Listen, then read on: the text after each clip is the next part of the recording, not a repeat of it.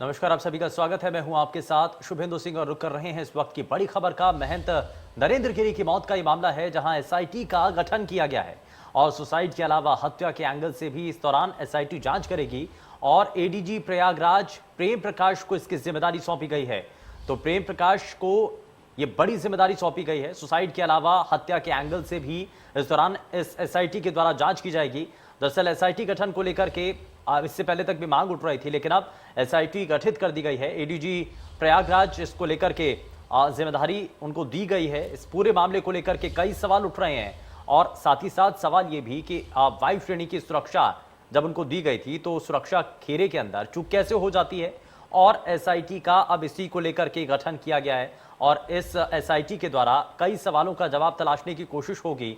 आप जवाब इस बात को लेकर के भी तलाशा जाएगा कि जो शख्स सही तरीके से उनको लिखना नहीं आता हो और या फिर वो ज्यादा नहीं लिखते हों, तो ऐसे में 7 पन्नों का सुसाइड नोट अगर उनके शव के पास से मिलता है तो कई सवाल खड़े होते हैं।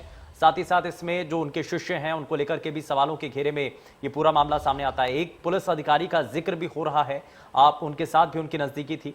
तो क्या ऐसे में कई चीजें हैं जो कि पर्दे के पीछे तक अभी चल रही हैं, हालांकि पूरी तरीके से स्पष्ट कुछ हो नहीं पाया है, लेकिन अब एडीजी प्रयागराज प्रेम प्रकाश को इसकी जिम्मेदारी दी जा चुकी है और एडीजी प्रयागराज प्रेम प्रकाश को जब जिम्मेदारी दी गई है तो हर एक एंगल से इस पूरे मामले की जांच की जानी है।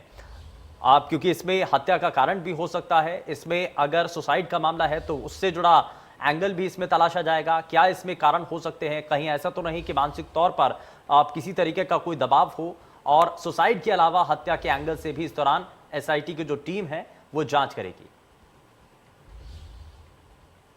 तो एडीजी प्रयागराज प्रेम प्रकाश को इस दौरान जिम्मेदारी दी गई है और उनके नेतृत्व में अब ये पूरी टीम आप इस पूरे मामले की गहनता के साथ जांच करेगी। आप ये जानने की कोशिश की जाएगी कि आखिर महंत नरेंद्र गिरी की मौत के पीछे क्या कारण है।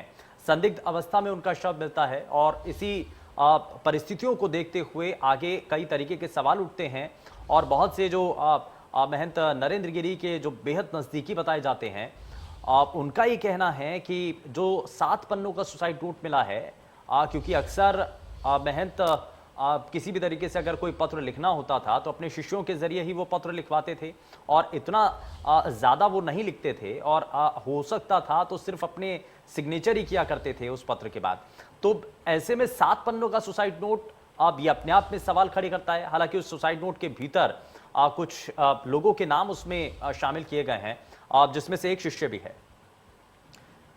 और हमारे सहयोगी खुर्रम निजामी हमारे साथ जुड़ चुके हैं। खुर्रम, क्या अभी तक इस पर जानकारी मिल रही है? हालांकि एसआईटी का गठन कर दिया गया है, एक बड़ी जिम्मेदारी होगी यहाँ पर। जी बिल्कुल, एक बड़ी जिम्मेदारी होगी और एसआईटी गठन कर दिया गया और प्रेम प्रकाश जो एडीजी जोन प्रयागराज हैं वो इसकी उनके निगरानी में ये पूरा होगा।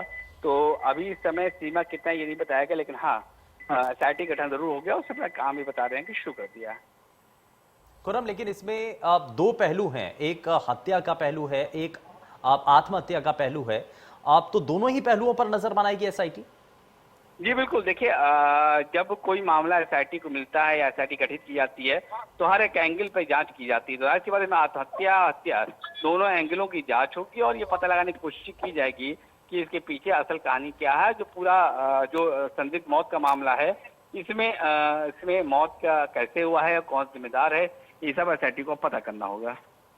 ठीक है, बहुत शुक्रिया इस पर जानकारी के लिए खुर्रम। तो खुर्रम निजामी जो कि हमारे संवाददाता इस पर जानकारी दे रहे थे।